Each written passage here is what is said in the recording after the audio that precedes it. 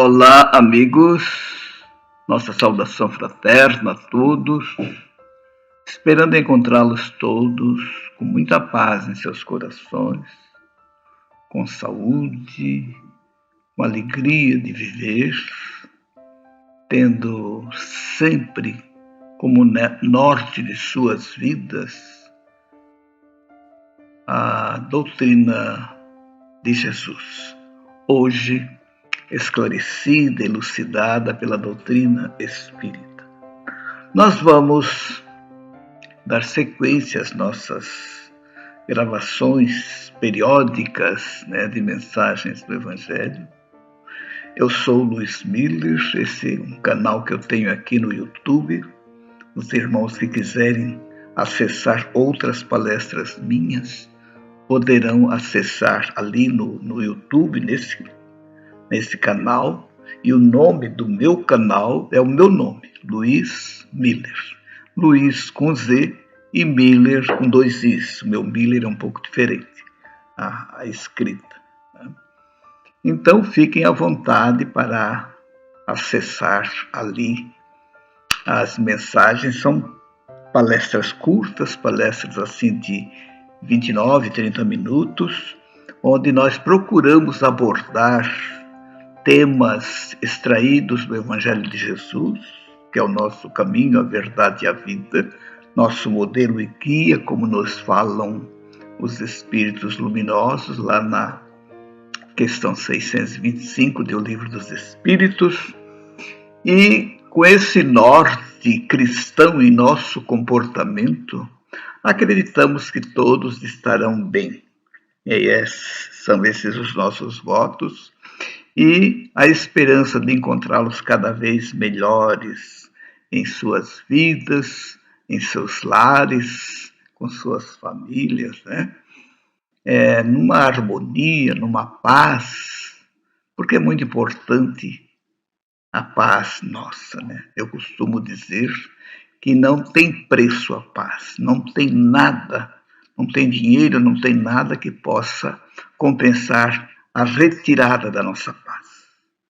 Então, muitas vezes, a nossa paz ela é retirada por situações gratuitas, situações que aparecem na nossa vida, e que os outros conseguem tirar a nossa paz. Isso é muito curioso, Então, vamos recordar de Jesus, que ele vai nos dizer: a minha paz vos deixo, a minha paz vos dou, mas não vos dou como vos dá o mundo. Por que, irmãos, que é diferente a paz de Jesus? Porque a paz do mundo é aquela paz onde nós esperamos não ter problemas. Mas é preciso que entendamos que nós estamos aqui num plano de expiações e provas, aqui nessa dimensão terrestre, para enfrentar as cobranças das nossas contas lá do passado, Porque a lei, ela é de misericórdia, mas ela cobra. Eu costumo brincar dizendo, ou dizendo brincando, que a conta chega. E nós estamos praticamente todos os dias recebendo o retorno das nossas semeaduras, que foram livres, mas agora a colheita é obrigatória. Só que tem 2 formas de a gente enfrentar as intempéries da vida: com serenidade, com fé em Jesus, com fé em Deus, e irritados, descrentes, Então isso vai fazer com que aquela expiação, aquela prova, se torne cada vez mais pesada. Mas com Jesus o fardo sempre fica leve, isso é promessa dele. As palavras de Jesus têm força de lei. O meu fardo é leve, o meu jugo é suave. Porque a observância da lei. A observância da lei nós vamos fazer através da paciência, da calma, da serenidade, compreendendo o nosso irmão que, de certa forma, está a querer tirar a nossa paz, mas ele nem sabe disso. Ele faz sem saber. Daí onde nós vamos precisar cada vez mais compreender o nosso irmão como alguém que está num momento infeliz, num momento equivocado, Mas isso pode acontecer com qualquer um de nós. Então, como esse irmão está merecendo ou precisando, eu vou dizer assim, ele está precisando do nosso amor, né? Porque os nossos amigos, eles merecem o nosso amor, mas os nossos adversários, eles precisam do nosso amor. Então, são critérios assim bastante justos, né? De acordo com a lei de Deus, né? Então, vamos observar a importância desse programa existencial que Jesus nos deixou. Ele deixou um programa de comportamento, apontando o caminho em direção à verticalização, em direção à espiritualização de cada um de nós. Porque nós somos essencialmente consciência, nós somos seres espirituais, nós somos centelhas divinas. E Jesus veio para trazer roteiro para essa centelha, para essa consciência que somos nós. Para que essa consciência que somos nós possa administrar o corpo, possa administrar as circunstâncias aqui dessa vida, dessa encarnação, né? Para que as coisas que nos circundam não nos dominem, e sim que nós tenhamos domínio sobre elas, né? Jesus vai dizer lá nas bem-aventuranças, bem-aventurados os mansos, porque herdarão a terra ou possuirão a terra, né? Então a mansuetude é um predicado colocado lá nas bem-aventuranças porque é uma virtude, né? Se ser manso, nós sermos mansos, é uma virtude a ser desenvolvida, que nós sabemos que ela precisa necessariamente começar pela humildade. A escalada dessa escadaria progressiva que nos leva à evolução espiritual, o primeiro degrau é a humildade, não tem jeito. Eu não vou conseguir alcançar o quinto degrau, o sexto, e nem o segundo, se eu não tiver humildade. E a humildade, ela vai fazer com que a gente não dê trela para o nosso orgulho, para o nosso egoísmo. A gente vai ver que muitas vezes nós somos convidados, né, por esse orgulho, né? São inspirações orgulhosas, egóicas, né? Procurando nos sensibilizar na direção assim da própria matéria, né? Do apelo da matéria, né? Que ela nos convida, ela opera uma força muito grande em nós, porque a nossa personalidade, é preciso que nós nos lembremos, ela foi toda formatada pelo processo cultural vigente. E o processo cultural vigente, desde que a gente nasce aqui nesse mundo, nós vamos nos encontrar numa cultura materialista. Ah, não, mas meus pais são religiosos.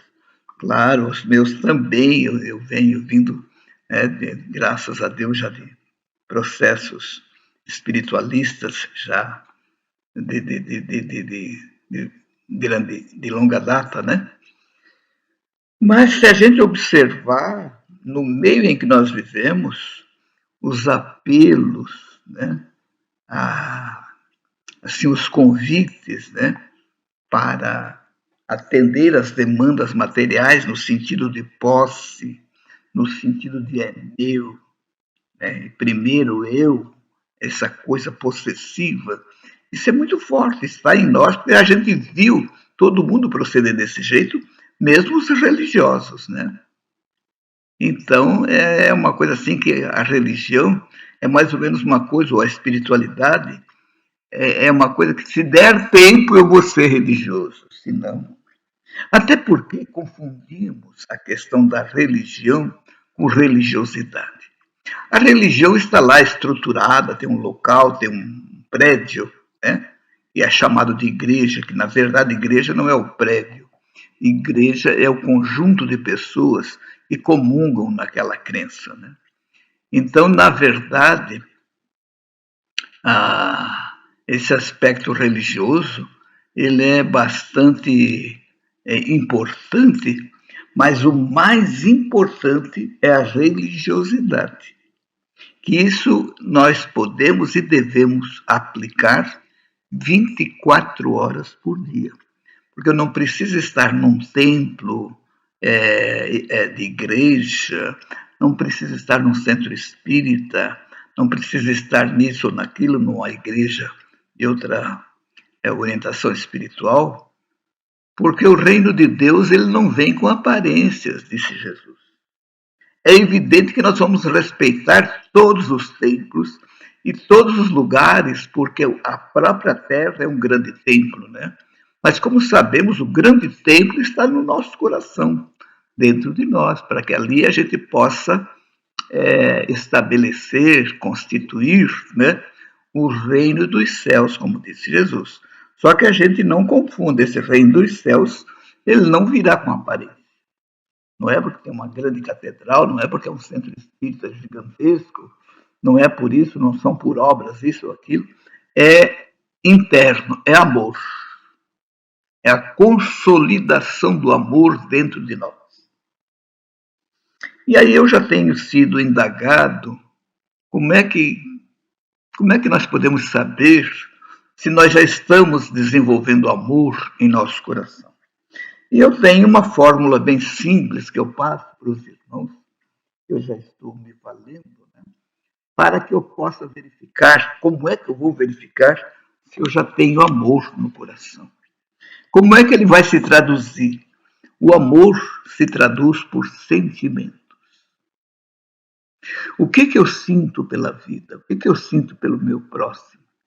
E nós temos aí o próximo humano, mas nós temos também o próximo animal, o próximo vegetal, o próximo mineral.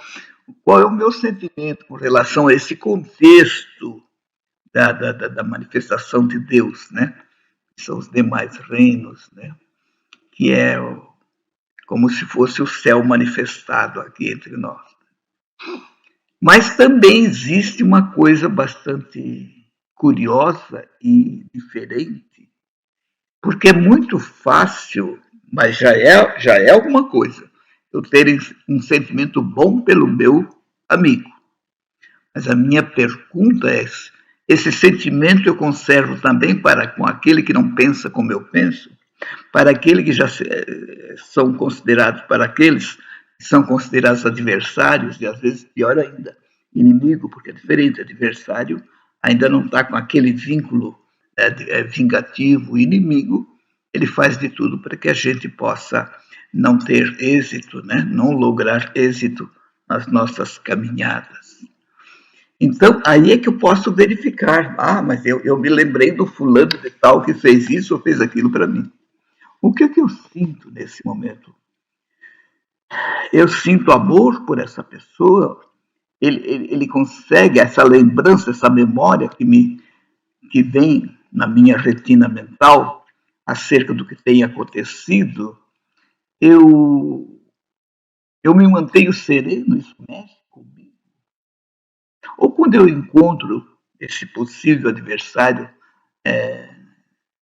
nas estradas, no caminho, enfim, como é que eu faço? Eu viro o rosto, eu olho para ele, dou um sorriso, dou um cumprimento, um bom dia, um olá, como vai, se estiver próximo. Eu já faço isso. Então, essa é a forma que eu, Luiz Miller, encontrei para aferir como é que está o amor no meu coração. E tenho passado essa receita para os irmãos, né? Porque muitas vezes eu não consigo vibrar na mesma frequência que eu vibro por um amigo, por um inimigo. Muito bem, Kardec estuda isso no Evangelho segundo o Espiritismo. Ele vai dizer que nós não precisamos andar com ele a tiracolo, mas quando tiver a oportunidade de encontrá-lo, não negar um olá. Né? Quando tiver conhecimento de um êxito desse nosso irmão, que a gente fique feliz com esse êxito, e a gente não torça contra ele. Porque depois, com o tempo, nós vamos voltando a poder caminhar juntos, lado a lado. Inicialmente é com as nossas vibrações, com os nossos pensamentos, e com esse sentimento que é o código de barras do amor. Vou usar essa figura agora. Né? O sentimento é o código de barras do amor. Não é difícil, né? É trabalhoso, como dizia para o nosso irmão lá nos nossos estudos espíritas, cada vez que ele falava em... Mas é difícil, seu Luiz? Não, é trabalhoso. Até que todos nós ficamos falando, quando falamos a palavra difícil, a gente já substitui por trabalhoso. Porque é difícil. Se você diz que é difícil, você já encerra as possibilidades. Você nem procura mais porque é difícil, né?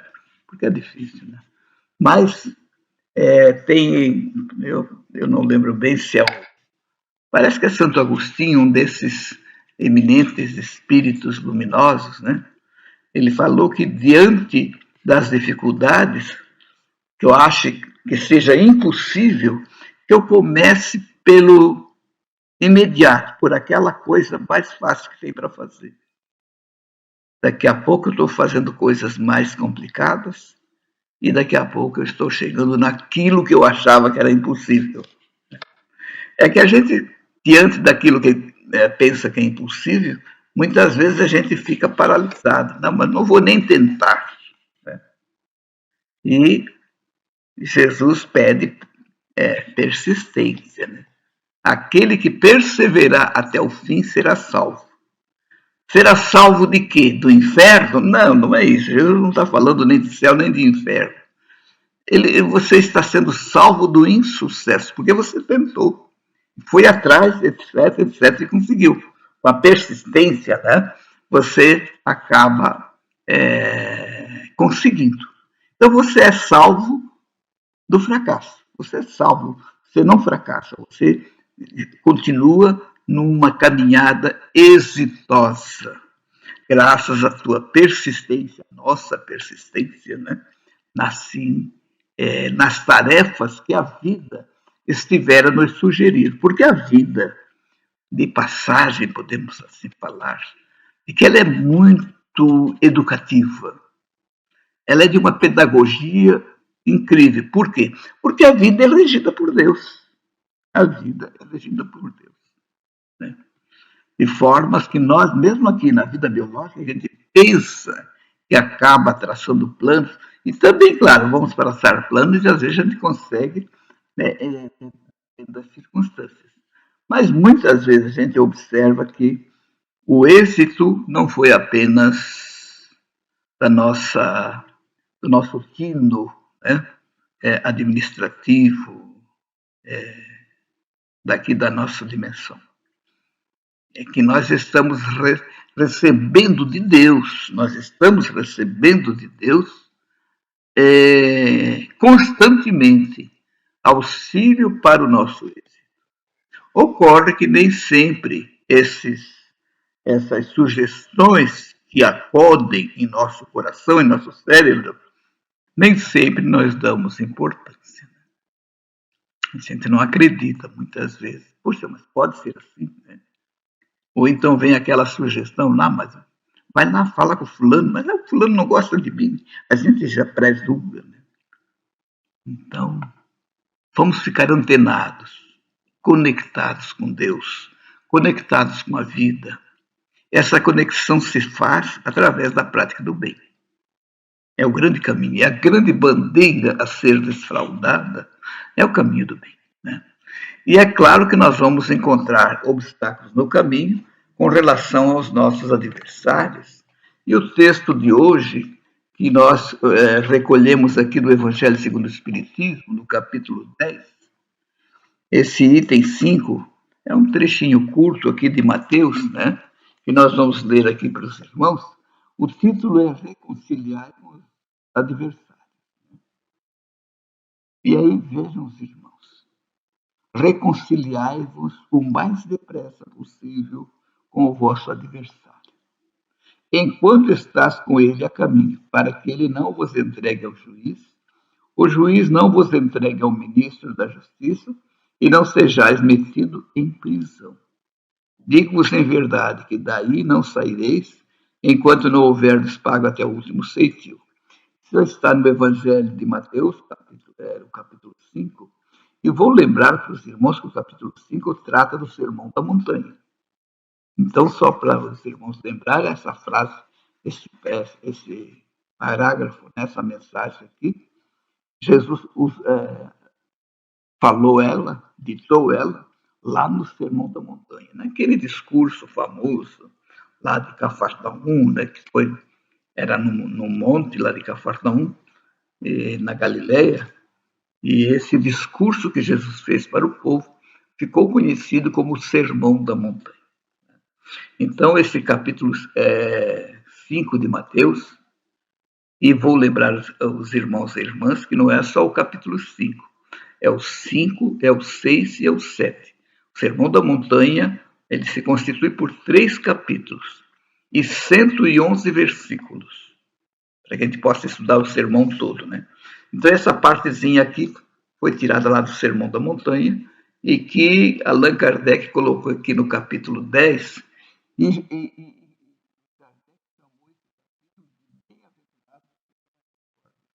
misericordiosos. Olha que coisa bela. Kardec foi um inspirado, né? O nosso Tomé reencarnado. Bem-aventurados os que são misericordiosos. A misericórdia é aquela bandeira, né? Aquele aconchego que se abre para que as nossas almas, a de quem é misericordioso e aos demais, sejam acolhidos pelo coração, porque a misericórdia tem lá no seu meio o córdia, né? É um prefixo, né? Então, o corde é esse coração. Então, a misericórdia, ela passa pela compaixão, ela passa por essas situações, pela compreensão, pelo amor ao próximo, né? Então, nesse capítulo é que o Allan Kardec inseriu, né, essa mensagem. Então, irmãos, aqui a observação de Jesus é que a gente não deixe passar muito tempo, né? Porque quanto mais tempo passar sem que essa reconciliação ocorra, mais difícil, né? Aqui Jesus vai estabelecer até um critério, né, para que não vos entregue ao juiz, o juiz vos entregue ao ministro da Justiça e não sejais metido em prisão. Ele está falando de que aquilo que não for possível agora, esse metido em prisão, nós vamos ter que retornar e reencarnar aqui, porque o corpo é uma prisão. E ele vai dizer que a gente não vai sair dessa necessidade de estar nessa prisão agora, depois e quantas vezes for necessário, enquanto não houverdes pago até o último ceitil. Então surge a reencarnação como esse instrumento divino para nos proporcionar poder pagar esse último ceitil. Porque essa palavra de Jesus, daí não saireis enquanto não pagar até o último ceitil, isso é lei. Ou seja, pela lei de causa e efeito, nós vamos construir coisas boas e coisas ruins, né? Porque através dos nossos atos no bem, estamos construindo luminosidade, etc., né? Amor. Mas, nas vezes que nós escorregamos, delituamos, hoje ou nas existências passadas, nós vamos ter diante de nós o produto negativo daquilo que fizemos hoje ou no passado. Então, nós vamos ter que resgatar até o último ceitil. Aí, muitas vezes, tem pessoas que perguntam, mas Luiz, é só pela expiação, só sofrendo? Não. A grande possibilidade da misericórdia divina é nos oferecer o plano A e o plano B. O plano A é nós resgatarmos o amor. Ou seja, trabalharmos do bem, compreendermos nosso próximo, né? Não ficarmos julgando ninguém, pessoas ou coisa parecida, sermos caritativos, né? Amoráveis, gentis, né? Generosos. Com esse comportamento, nós estaremos quitando aquele problema lá, que foi gerado lá atrás. Isso é por amor, isso é o plano A. Mas se você não quiser, existe o plano B. Só que o plano B é pela dor. Porque a expiação não tem assim que você precisa expiar de um jeito ou de outro. A expiação tem que acontecer. O que não precisa acontecer é o sofrimento. Nós não precisamos esperar que venha a doença, vamos sofrer para poder pagar, para poder resgatar, não é isso. Nós, o que precisamos é aproveitar o que a vida está a nos ensejar para fazer o bem, para transformar os nossos sentimentos. Como eu disse há pouco, plantar o amor. Na medida que esse amor vai se instalando, os nossos sentimentos vão melhorando. E é por isso que dá para a gente aferir como é que está o nosso amor. Pelo que nós sentimos pela vida, pelas situações embaraçosas na nossa vida, como é que nós enfrentamos? Com serenidade ou com irritação? Então, esse também é um lembrete para que a gente possa aproveitar. Quanto ao reconciliar com os nossos inimigos, nossos adversários, né? Nós precisamos lembrar que o primeiro processo se dá dentro de nós. E se não tiver isso dentro de nós, não adianta eu ir lá pedir perdão para ele. Então, a primeira coisa, eu tenho que me harmonizar aqui dentro, eu com ele. Como é que eu posso fazer isso? Desenvolvendo esse amor. Como é que eu posso ver se já estou melhor nesse sentido? Cada vez que eu lembrar dessa pessoa e do que ela fez para mim, eu ainda sinto raiva dessa pessoa, isso ainda me incomoda, então ainda está em processo. Já que você quer, já que nós queremos, né, nos reconciliar, vamos pedir a Deus para nos ajudar a limpar o nosso coração desse processo de mágoa, né, de ódio, de rancor, muitas vezes com desejos de vingança. Nada disso, queridos irmãos, nada disso é de Jesus. Nada disso. De Jesus é perdoar 70 vezes 7, né? Se você recebe um tapa numa face que você dê a outra, se alguém nos pedir para caminhar 1000 passos com ele, que a gente caminhe 2000, né? Se alguém nos pedir a capa, que a gente dê a túnica também. Essa doutrina de Jesus. Ah, mas Luiz, isso é muito complicado, eu não sou Jesus, mas ele não está pedindo que nós sejamos como ele, que um dia com certeza seremos, mas hoje ainda não. Mas o que ele está pedindo para nós fazer na nossa dimensão é porque nós já temos condições de fazer. Nós já temos condições de perdoar, nós já temos condições de ser caritativo, né? De buscarmos amorosidade, gentileza, né? Carinho, palavras afetuosas, né? Sem machucar os nossos irmãos, trabalhar sem julgamento, para que a nossa consciência esteja limpa, porque a consciência a gente sabe que somos nós mesmos, né? Consciência é um nome que se dá para o princípio inteligente, para o espírito, ou como queiramos. Né? Então, tudo isso é conosco que ocorre. De formas que, então, as oportunidades de reconciliação acontecem muitas vezes.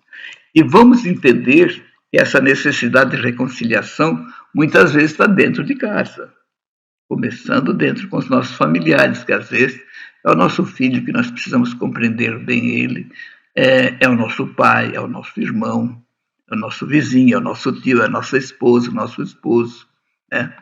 A nossa avó, o nosso avô. Enfim, a instituição da família existe exatamente para isso, para que exista essa proximidade desses espíritos que têm necessidades de reparação, necessidade de reconciliação, são postos pelo processo reencarnatório dentro de uma família para que ali possam juntos se amarem, né? É muito importante lembrar que Jesus falou para os seus discípulos, lá na última ceia, os meus discípulos serão reconhecidos por muitos se amarem. Que coisa linda, né? Os meus discípulos serão reconhecidos por muitos se amarem. Só dos lábios de Jesus, desse Espírito gigante em evolução, Espírito puro, né? Um verdadeiro anjo. Mas, irmãos, estamos chegando ao final do nosso vídeo de hoje, agradecendo sinceramente a todos, a nossa gratidão a esses irmãos que chegarem a ouvir, participar do nosso vídeo, rogando a Jesus bênçãos e paz para todos os corações e harmonia em todos os lares, hoje e sempre. Que assim seja. Muito obrigado. Fiquemos todos com Deus.